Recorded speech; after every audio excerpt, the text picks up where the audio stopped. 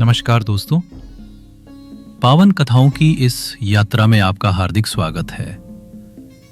आज हम एक ऐसी अलौकिक घटना का वर्णन करेंगे जिसके कारण रामायण की महागाथा अस्तित्व में आई। उस समय एक बालक था जिसका नाम था श्रवण कुमार। श्रवण कुमार कोई राजकुमार नहीं थे, ना ही उनके पास कोई बड़ा साम्राज्य था, लेकिन अपने माता पिता के प्रति अगाध प्रेम और अटूट भक्ति। श्रवण कुमार के माता पिता अत्यंत वृद्ध थे और दुर्भाग्यवश दोनों ही नेत्रहीन थे। श्रवण के जीवन का एकमात्र उद्देश्य था अपने माता पिता की सेवा करना, उन्हें हर सुख प्रदान करना। एक बार श्रवण कुमार के माता पिता ने तीर्थ यात्रा पर जाने की इच्छा व्यक्त की। उसने एक मजबूत कांवड़ बनाई जिसके दोनों सिरों पर टोकरियां लटकाईं।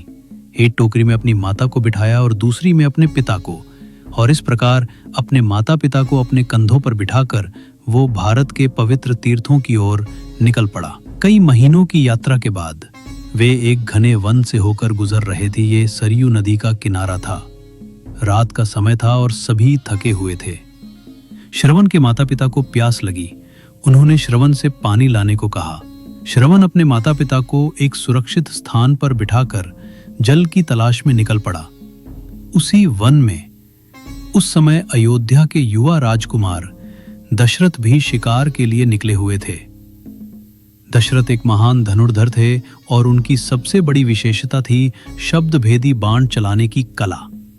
इसका अर्थ था कि वे केवल ध्वनि सुनकर ही अपना बाण चला सकते थे, बिना देखे लक्ष्य को भेद सकते थे। रात का समय था और दशरथ को नदी के पास किसी जानवर के पानी पीने जैसी आवाज सुनाई दी। उन्हें लगा कि कोई हिरन जल पी रहा है।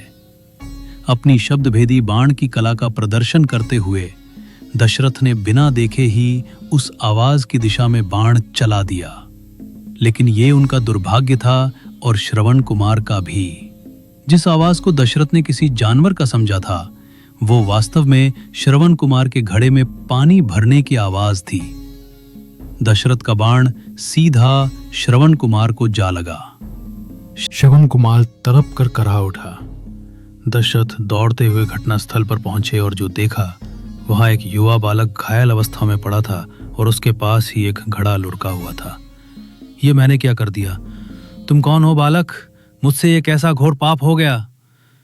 श्रवण कुमार अपनी अंतिम सांसें गिनते हुए बड़ी मुश्किल से बोले, मैं श्रवण कुमार हूं। मेरे माता पिता पास ही प्यासे बैठे मेरा इंतजार कर रहे हैं। कृपा उन्हें यह जल पिला दें और उन्हें बताएं कि उनका पुत्र अब नहीं रहा। श्रवण कुमार ने अपने प्राण त्याग दिए। दशरथ पश्चाताप की अग्नि में जल रहे थे। उन्होंने श्रवण के बताए स्थान पर पहुंचकर घड़े में पानी लिया और उसके नेत्रहीन माता पिता की ओर बढ़े। श्रवण के माता पिता दशरथ के आने की आहट सुनकर प्रसन्न हुए। उन्हें लगा कि उनका पुत्र आ गया है।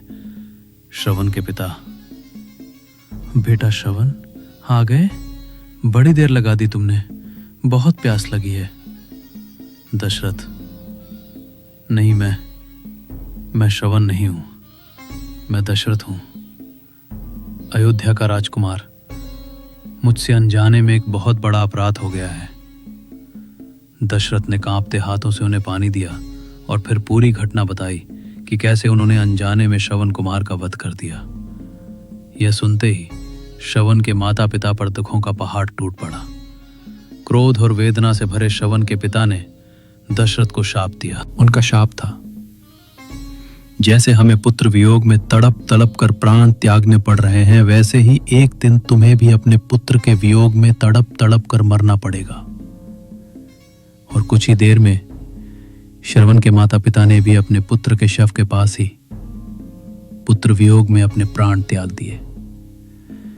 दशरथ इस घटना से पूरी तरह टूट गए। वे पश्चाताप की अग्नि में जलते हुए अयोध्या लौटे। वर्षों बीत गए। दशरथ अयोध्या के चक्रवर्ती सम्राट बन गए।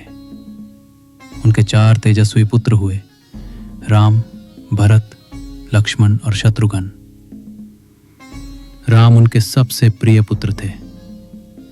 जब महाराज दशरथ ने श्री राम को युवराज बनाने और उनका राज्याभिषेक करने का निश्चय किया तो पूरे अयोध्या में आनंद का माहौल था। लेकिन नियति को कुछ और ही मंजूर था।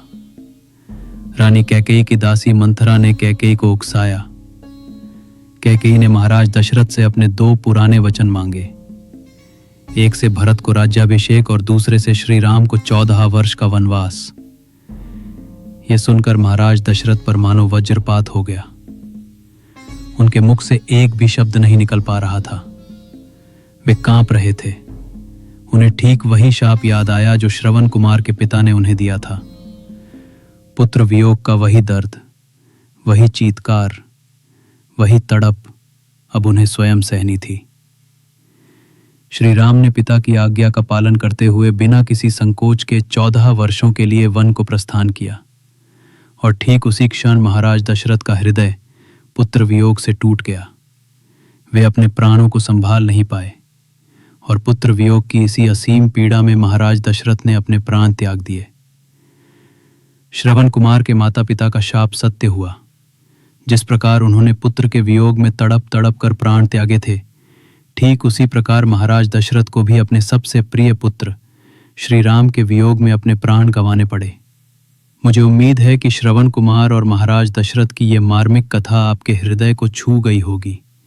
इस कहानी पर आपके क्या विचार हैं हमें कमेंट बॉक्स में ज़रूर बताएं। इस वीडियो को लाइक करें, शेयर करें और हमारे चैनल को सब्सक्राइब करना न भूलें ताकि हम रामायण की ऐसी ही अनमोल कथाएं आप तक पहुंचाते रहें। अगले वीडियो में हम रामायण के एक और महत्वपूर्ण अध्याय के साथ हाजिर होंगे।